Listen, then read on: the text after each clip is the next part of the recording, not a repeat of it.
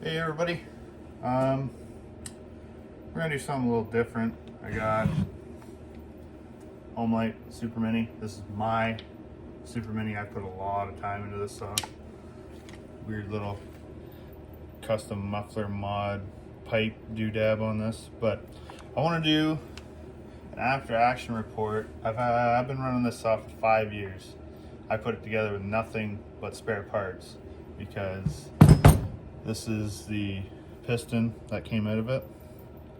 It's a little dirty from sitting in the shop, but I've kept this for just to show that with a little bit of hard work you can really change a saw. And this is the cylinder.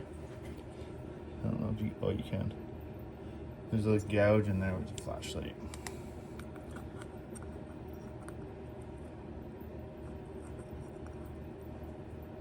How the heck am I gonna get? Oh, right there. There's a gouge in the cylinder. The saw never ran. I found it under the bench here when my grandfather lived here, and I had a bunch of Super Mini parts, and I put it back together. And at that time, I didn't know jack all about them, and I ported it. I don't know if you could really say ported. I know I did some transfer work with it, just kind of open them up, make them flow a little better, but I don't really remember how much I did because it was 5 years ago and I didn't really know what I was doing. But I'm pretty sure this thing needs crank seals now because I never did them when I put it together. I just threw it together just to see if it would run, and it's been running for 5 years. So we're gonna do a little bit of exploratory and then possibly get into doing another set of crank seals on it, another Super Mini, because why not? Like I've said before, these are my favorite saws Homelite ever made. So let's get into it. I'm gonna pause you, get you set up, and then we'll get looking here. Okay, so first off, let's take this fancy muffler plate, whatever the heck you want to call it. It's just a plate. Don't look at the welds. They're goobered, but it works. I don't think it works like piping them, but it gets the sound out there, just so everybody around you knows that you're running this Homelite, even though they don't really need any help with being loud. But we're gonna take a quick peek at intake side of this, or the exhaust side, sorry, of the cylinder. And then, yeah, we'll get into probably doing crank seals because I adore this saw. It's like a child to me. What the heck is holding on? Screwdriver.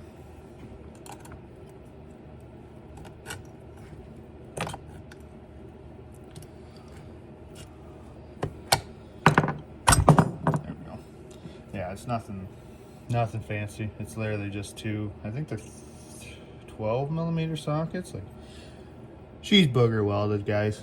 I'm not a welder, and neither is my buddy that welded this, but it works. It's just two holes and a plate mapped out for the muffler. So we got that. So now, we can. I'm gonna take the spark plug out too, actually. Make this a little easier on me. A little easier to wheel her over. And there's no spark plug in it. I freaking jammed that back in. There we go.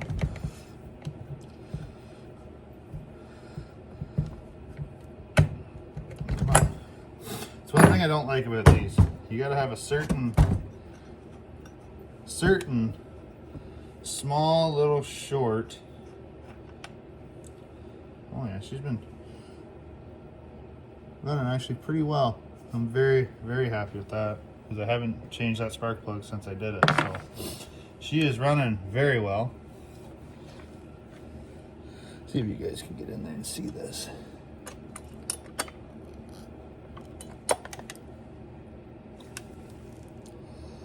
Probably. Here, I'll take this off. I'll take it right off. Do it for the YouTube, guys. Do it for the YouTube. No, I love Homelite sauce. I'll have to. You guys might have seen it in the beginning shots of all of them I have, but I have a few. A lot of my friends say, "Why would you have those old relics for chainsaws?" And I just love them. So there's 3 bolts that hold the rest of the muffler on. One back here. Hopefully you guys can see. I'm trying to get used to this whole making videos thing. And if I ramble on, well, I ramble on all the time, if you knew any of my friends or whatever. But I like to ramble. I like to talk about these. These are like, I guess you could say they're almost my whole personality, because for a guy that's 26 years old, I know a fair chunk about them. Just because they're the first saws I ever owned. Thanks to my grandfather, who had a whole bunch of them. Yeah, this might be a little better. So we got, let me see here. Where's my flashlight? There she be. So put some light in there. Like, it's not horrible. For saying this is all used parts, used rings, used piston, used cylinder. So piston looks awesome. So I'd say it's pretty friggin' happy, if I do say so myself. I'll pop the top cover off, see how dirty it is. I'm pretty sure I blew this out after I used it this winter. But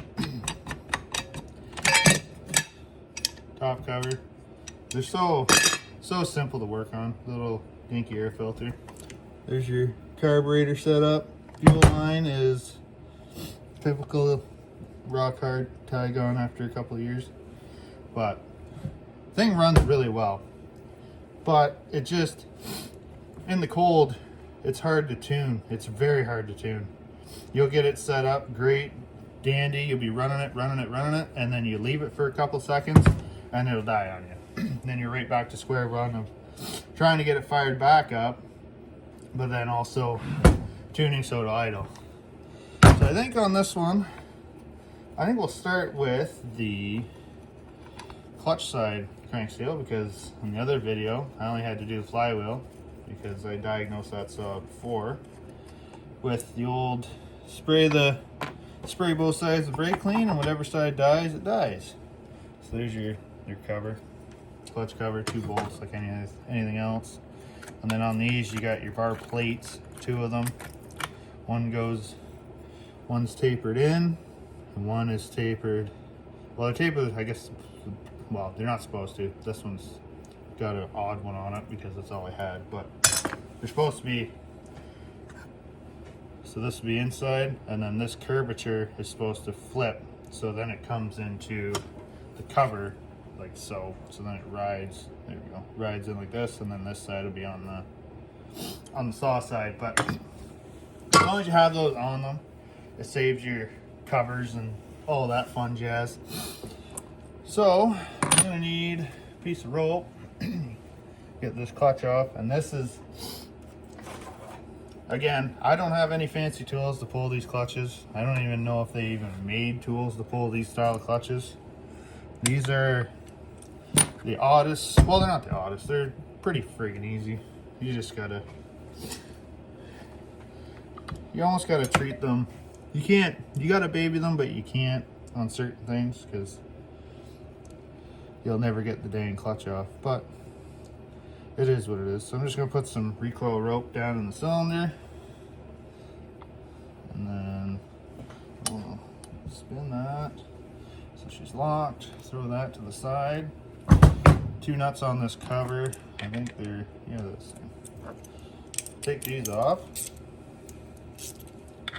And then the fun task of getting the clutch off, which I found a real easy way from YouTube, and I'll show you guys how you do it. It's, a lot of people say it's very, very hard on them, very hard on the crank, but there's not really any other way to get them off unless you kind of do this. Because these do not have, all they have is the holes for the screws for your cover plate on it. So you got to take, I usually just take a nut driver big enough that you can put it in one of these flats when you spin it over. So this is going to have to, well, I can hook it in there. And you just take, you can still see, grab a nut driver. Doesn't matter as long as it fits, like that. And then you just need a big gosh darnin' hammer. And you just take it, and you just got to give her a smack. And that, come on, baby. Ow, that was my hand. Don't do that. Don't do that. That is not fun. How about now? You're gonna come around. You bugger. Oh, that's coming out too. That's cool. Nut fell off. Bugger. Yeah, you just gotta get her here. There it is. Just like so. Hopefully you guys got that, because probably my big goofy arm was in the way. But just like that. One tap and they'll come right off. Now the hard part when you go to put it back on is you gotta tap it back on and then somehow find a way to tighten it, which it's not hard. Clutch drum, a little bearing. Put that bad boy in there. Then you got a sleeve that goes in the bearing. And then you got your back washer. And there's something, I don't know what that is, but there's something, looks like something was eating in her, some kind of fibers. Okay, and there's your automatic oil pump on these, because these are dual. A lot of guys say they're not, but they are. They're both manual with your lever, or your plunger, whatever the heck you want to call it. And then you got your automatic pump here. So, we're going to take this now. I'm probably going to need a bigger flat. Yeah, this guy. Okay.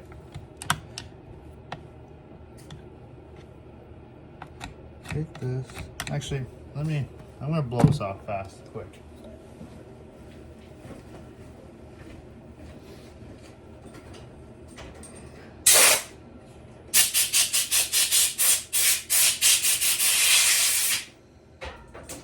Okay. Now, let's get this oil pump off. 3 screws. One here. Hopefully you guys can see. Oh, and they're a bit of a bugger. There we go. There's one. Especially because I know this pump's never been off. By me at least. So who knows when the last person ever took this pump off to do any kind of work to it. There we go.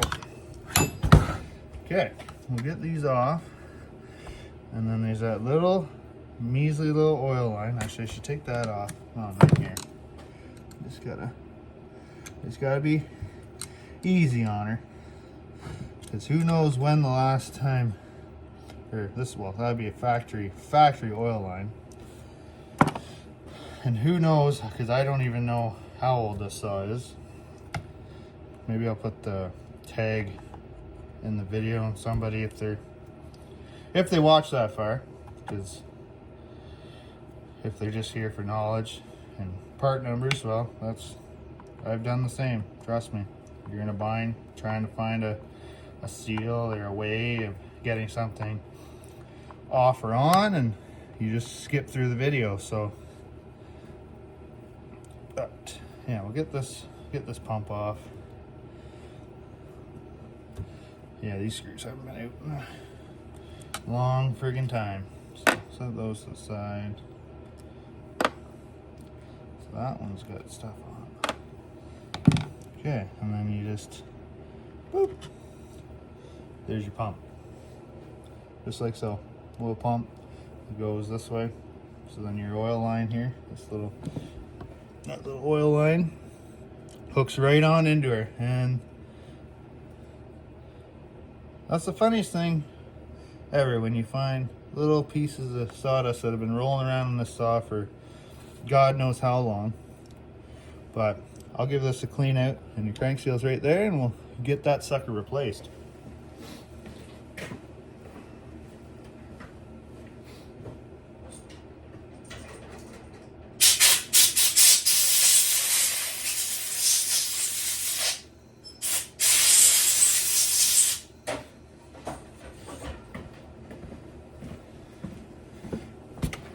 Okay, saw's back. Let me grab 49/13. Yep.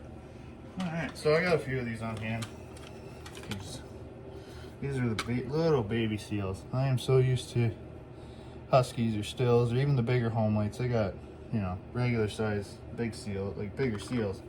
And those little gaffers are just the tiniest little things. Now, where's my pick? Where the heck is that? Oh, right there should be. Right where I put it, right in front of my face. So, same as last time. You just take your pick or screwdriver or whatever you got, and you just got to get that sucker in there. Just got to get her in there. Just got to get her in there enough that you can pop the seal out. And I find these little buggers are a little harder than any other one I've done. And I think it's just because of how small they are. There it is, just like so. Just got to get her in there.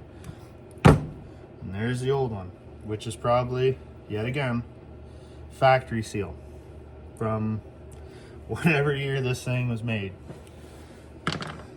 Okay, so you got your seal. Slide that sucker. Oh, that shaft's a little big. Yeah, that's fine. You get this sucker. Oh, come back here. Fumble fingers. Oh, and there's a, yeah, okay. I just need, oh, where'd she go? There it is, right there. This little gaffer here. Oh, back on there. Just take a piece of a pop bottle, pop can, something, water bottle even. You just gotta get it so it rolls up, and then you just slide it on, and then you get her onto the shaft, like so, and then you just gotta push her down in there, and then that helps the seal not prolapse, which it's not. And then, like before, grab a socket that's the right size, that'll go over the crank, right there, 9/16. Grab that, oh, I gotta use this hammer, let go. Take that, so we're not sitting super flush, so you just get her in there, and then you just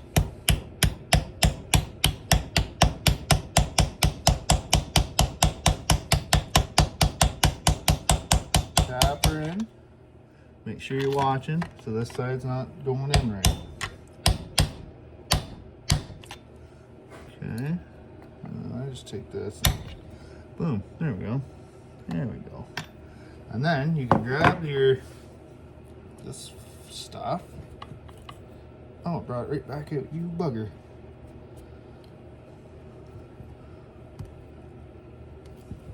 Okay, well, let's get this right in there then.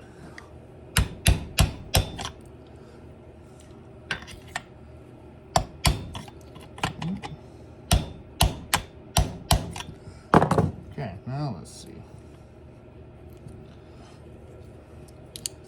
Come on out. There we go. There we go. Now this side just needs a little persuasion. It's just tedious little. Maybe just take it on this side. And yes, I know, I probably should have seal drivers, but I've done countless amount of these. Bango bango. See that? Seal's in. Now, so the seal's in. Cool, right? Now, let's get everything back together. And then Should probably, yeah, I should do the other side too. Might as well. We're here, right? We're already back in here. So, get your oil pump. Oh, don't forget the worm gear. Get that sucker. Get her in there. Boom, just like so. Take your screws. 3 of them again, flatheads, which I don't understand why they ever use. Well, I guess I know why, because they're old as the hills, ladies and gents. And children of all ages. Get these in there. Get them in. And then you just gotta hook your oil line back up. Put your clutch drum, clutch and everything, all that jazz back on.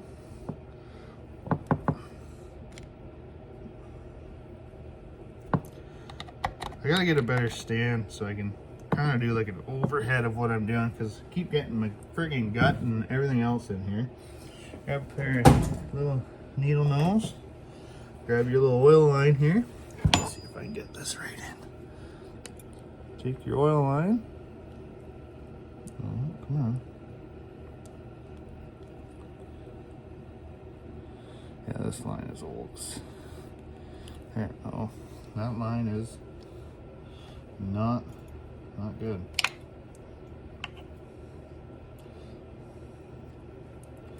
Okay, get this now.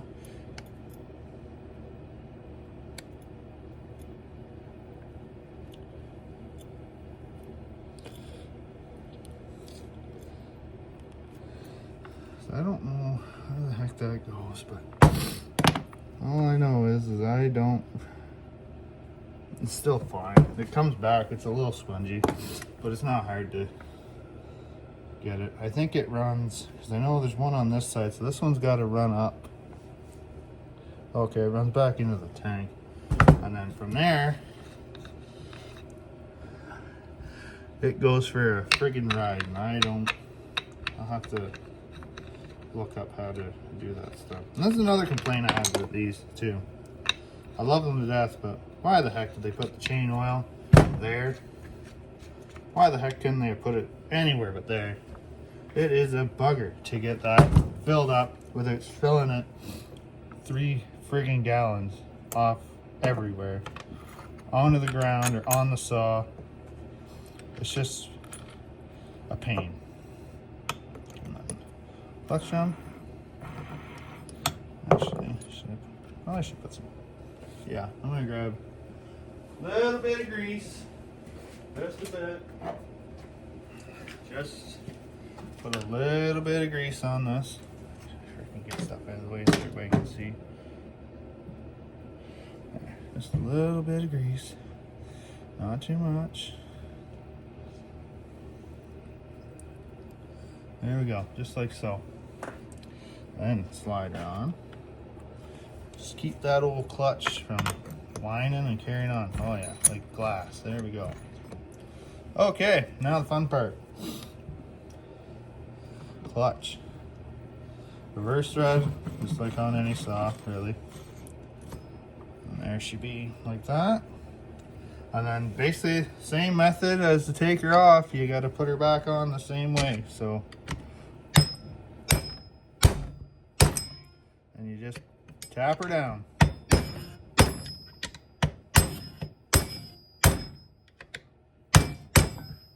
Until she does not move.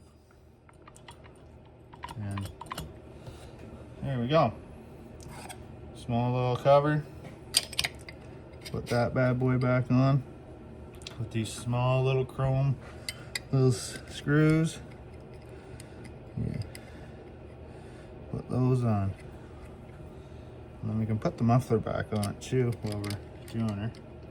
I know, my camera skills is just horrendous. And I feel sorry for anybody that watches these, because I know they're horrendous, and then you poor people have to try and figure out what in the heck I'm doing with my fumbly fingers. And just tighten those down. And make sure these are tight too, because they will back out. If not, and they'll start cutting through your cover. I don't know if this one, yeah, see. how this has a ridge in it. So somebody before those have come out, started coming out, and then just reef those buggers down, because hopefully you won't have to be in there for years unless something catastrophic goes wrong. But even at that, if something catastrophic goes wrong, 9 chances out of 10 you guys will probably, depending on how much of a hoarder you are, like myself, if you are a hoarder, you'll either say, you know what, it was a good run, and you'll just pull another one off the shelf and start over.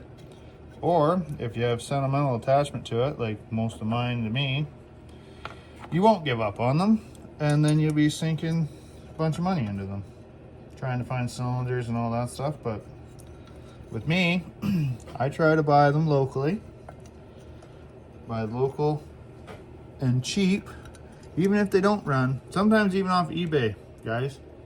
There'll be people in there selling them for, I bought one a couple months ago. It cost me $50 after shipping, but it was a $20 Super Mini. Somebody cut the crank to get the clutch off, but the cylinder and piston was still good. So really, $50 for a cylinder and piston.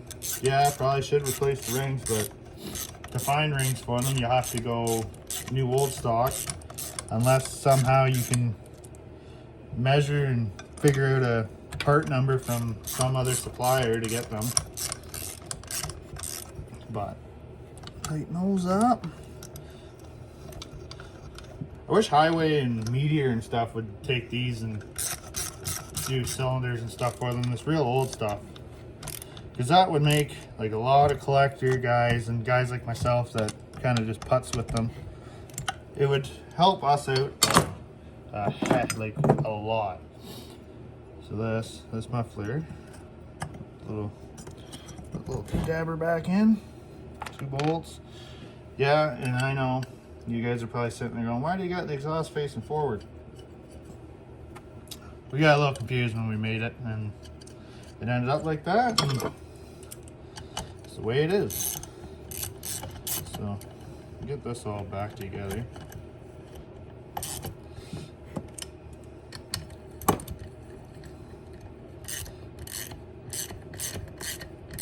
So we'll get this together, and then